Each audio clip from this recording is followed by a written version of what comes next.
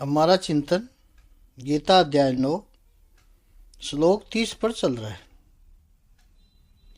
30वें श्लोक में परमात्मा बहुत सुंदर आश्वासन देते हैं कि चाहे कितना भी बड़ा दुराचारी क्यों न हो, भजते माम अनन्य भाव है।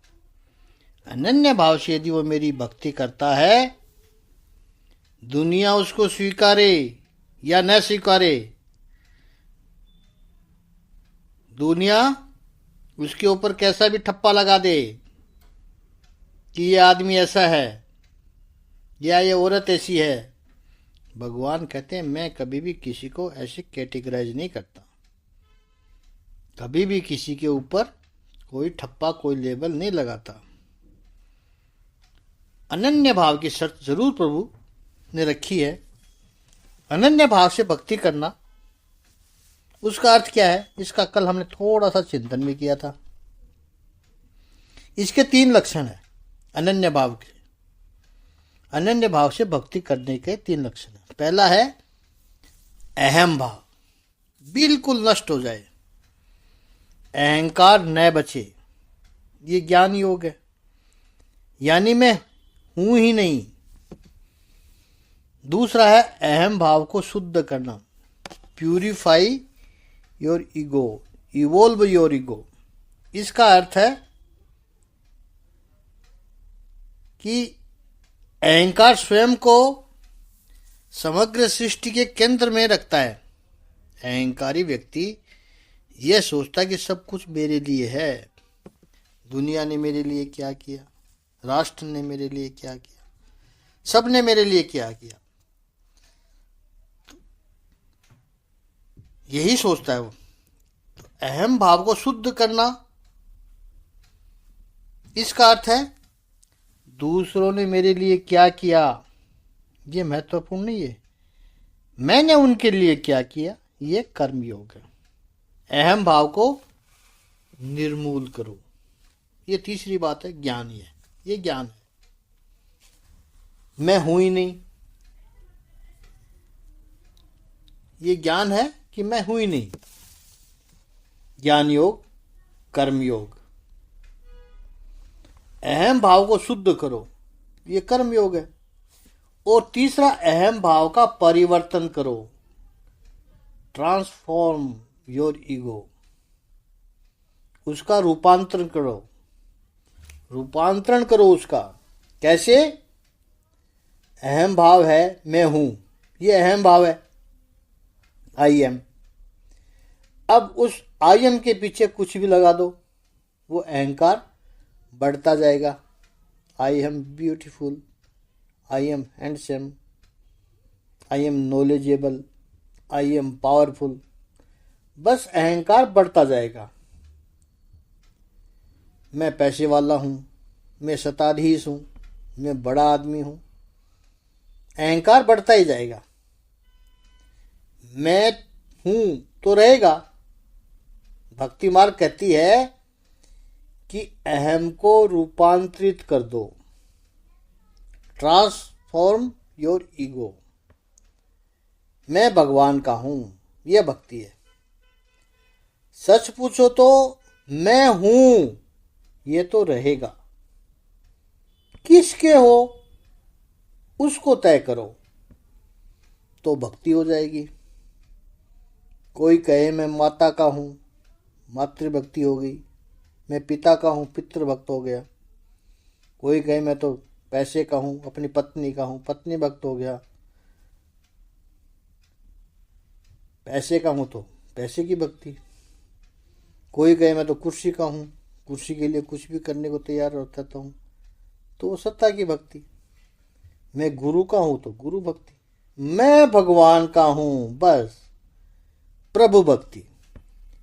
और इस संसार में किसी न किसी का तो होना पड़ेगा। मैं हूं, केवल अकेले तो नहीं रह सकते, किसी के तो बनना पड़ेगा। भगवान के हो जाओ, ये प्रभु भक्ति है। तो अहंकार को विगलित करो, अहंकार को मिटा दो, ये ज्ञान मार्ग है। अहंकार को विशुद्ध करो, ये कर्म मार्ग है। और अहंकार को रूपांतरित करो, यह भक्ति मार्ग है। ये 3 प्रकार है अनन्य भाव बनने का।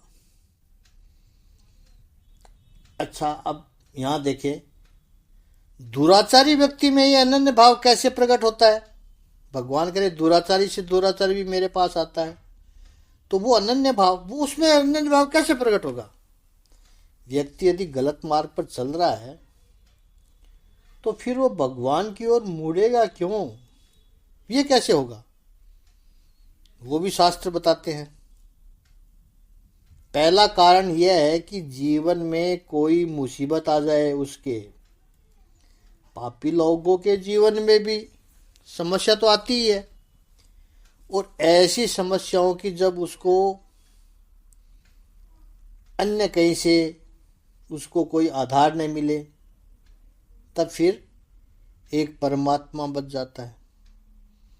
तब वो दुराचारी व्यक्ति भी प्रभु के मार्ग पर आ सकता है। यह पहला कारण है। दूसरा, कभी यह दुराचारी व्यक्ति किसी पवित्र वातावरण में पहुंच जाए, वहां किसी महापुरुष के प्रभाव का परिणाम उस पर हो। ऐसी कई कथाएं आपने सुनी होगी कि चोर चोरी करके जा रहा था और वहां पर किसी महापुरुष की कथा चल रही थी। वो शब्द महापुरुष के उस चोर के कान में पड़े और परिवर्तन हो गया। ऐसा भी हो सकता है। तीसरा कारण है सत्संग के विचारों से। अजामिल की श्रीमद् भागवत के 6ठे अध्याय में कथा है। रामायण में वाल्मीकि लुटेरा था। ऐसे किसी महापुरुष का संयोग हो जाए, आप समाज में देखोगे, और कई लोग कहते भी हैं कि यह आदमी 10 साल पहले क्या था, हम जानते हैं। लेकिन किसी संत का सानिध्य प्राप्त हुआ, महापुरुष की कृपा बरसी, नियमित रूप से वो कथा श्रवण करता रहा, आज वो कहां से कहां पहुंच गया। उसके जीवन में से सारी बुराइयां निकल गई, कितनी प्रगति हुई उसकी। तो किसी महापुरुष के सानिध्य में कोई पूर्व संस्कार जागृत हो जाए और जीवन ही बदल जाए। एक बात है, रामचरितमानस में गोस्वामी तुलसीदास जी ने सुंदर कांड में विभीषण के मुख से एक चौपाई रखते हैं। कुमति सुमति सबके उर रहे ही।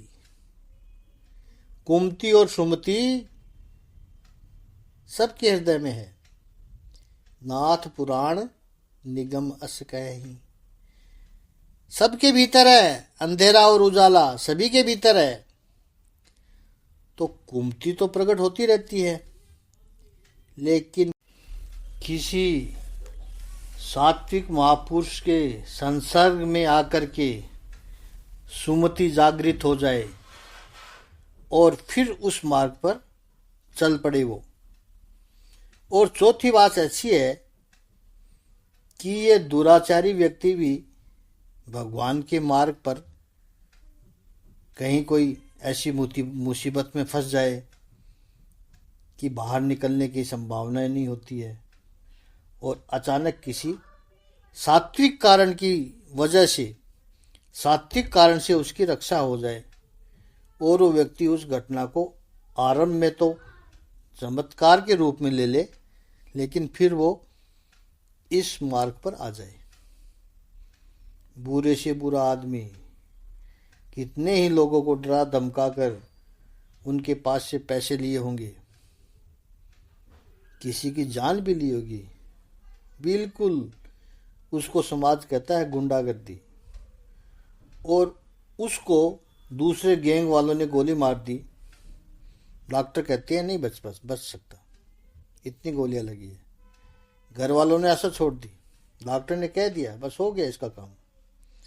और ऐसा आदमी अचानक बैठ जाए, उसको स्वयं को भी ऐसा अनुभव हो। ऐसे लोग भी कभी कभी गणपति के माता के पंडाल में जाते हैं, कई बार ऐसे अनुभव हो जाते हैं उनको भी, और वो बच जाए महीने भर में तो एकदम तंदुरुस्त हो जाए। तब से वो अपने जीवन की राह बदल दे, या कोई महापुरुष उसके घर वालों को कहे कि महामृत्युंजय मंत्र का जप करो और वो ठीक हो जाए। फिर उसकी श्रद्धा भक्ति भगवान में जग जाती है, बहुत बड़ा महापुरुष बन जाता है। ऐसे व्यक्ति होते हैं समाज में। पहले अपने लिए कमाते थे, अब दूसरे के लिए कमाते हैं। अनन्य भाव जिसके अब हो गए, भगवान कहते हैं साधुरेव समन है, उसे साधु ही समझो। जब उसके विचार बदल गए, उसने अपने मार्ग को बदलने का निश्चय कर लिया, बदल गया। यह श्लोक इतना महत्वपूर्ण है कि व्यक्ति के हृदय में जो गिल्ट कॉम्प्लेक्स होता है वो खत्म हो जाता है। ये गिल्ट कॉम्प्लेक्स भक्ति के मार्ग में जाने से रोकता है। प्रत्येक व्यक्ति को लगता है मैंने भूल की है, मैंने कुछ गलतियां की है, मैंने पाप किया है, मैं कैसे प्रभु के पास जा सकता हूं। ईश्वर अपना द्वार खोल कर खड़ा है। यदि आप अपनी भूल को सुधार करने के लिए तैयार हैं, आप अपने अतीत को भूल करके नया भविष्य सृजन करने के लिए तैयार है, तो परमात्मा आपको स्वीकार करने के लिए भी तैयार है। केवल स्वीकार करता है परमात्मा, ऐसा नहीं है। आगे कहते हैं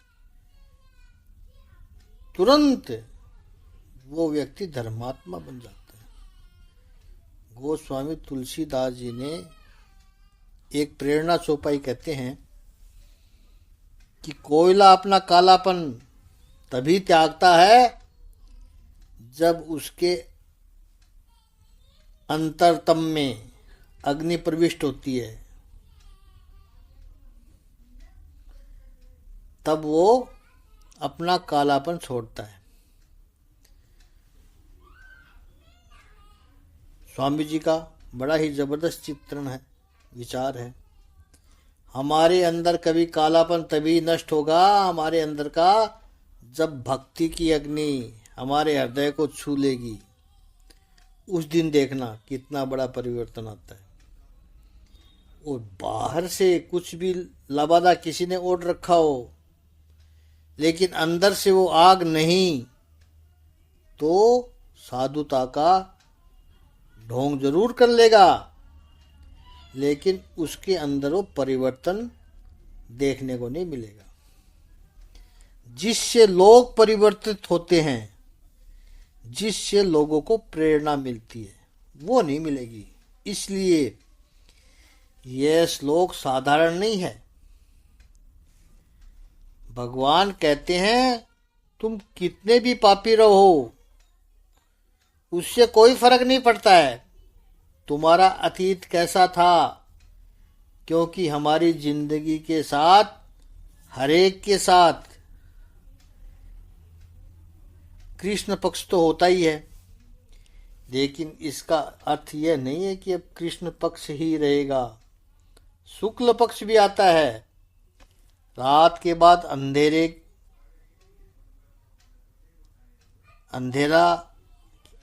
के बाद, रात के बाद अंधेरे के बाद में रोशनी जरूर आती है, और हमें अपने प्रकाश को लाना चाहिए।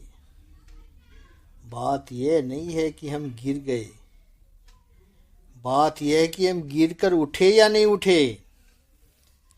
संभले तो है, पीछे रह गए, कोई बात नहीं, अब आगे बढ़ने की कोशिश कर रहे हैं। एक जगह खड़े नहीं रहे, यह बहुत बड़ी बात है। जिसने भी निकलने की कोशिश की है, बस वही गरिमापूर्ण लोग हैं। गीत उन्हीं के गाए जाते हैं, इसलिए वो कमल पूजनीय है। बेशक कीचड़ में उगा हो, लेकिन कीचड़ में उगने के बाद भी उस पानी से भी ऊपर उठ गया जिसके नीचे कीचड़ है। अब उस सरोवर की शोभा बढ़ा रहा है। जन्म कहीं भी हुआ हो, चाहे किसी भी परिस्थिति में आपने अपना बचपन गुजारा हो, बस बात यही है कि आप कितना ऊपर उठकर खिले हो। और बात तो तब है कि आप भगवान के चरणों तक पहुंच जाओ। यह कमल की विशेषता है। यहाँ हम किसी पार्टी के चुनाव चिन्ह की बात नहीं कर रहे हैं कमल की। यहाँ उस कमल की बात कर रहे हैं जो भगवान के चरणों तक पहुंचा है, जिसका उदाहरण परमात्मा ने दिया है कि अपने जीवन को इसी तरह से उन्नत करते जाओ। इसलिए कहा, कहाँ थे? बात वो नहीं है कि आप कहाँ थे, कहाँ पूछने की चेष्टा हो रही है और कहाँ पहुंच गए। कई महापुरुष कहते हैं कि शरीर आप तभी तक न भी पहुंचे हो शरीर से, लेकिन मन से तो पहले पहुंच जाओ। पहले उस अवस्था तक पहुंचने के लिए मानसिक रूप से तैयार तो हो जाओ।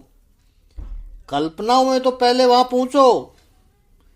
परमात्मा स्वीकार करने के लिए तैयार है। इतना ही नहीं, अगले 9वें अध्याय के 31वें श्लोक में तो परमात्मा ने बहुत सुंदर बात कही है।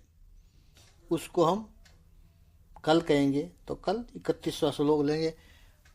ओम श्री आनंदमय भगवान की जय। ओम श्री शांति स्वरूप भगवान की जय।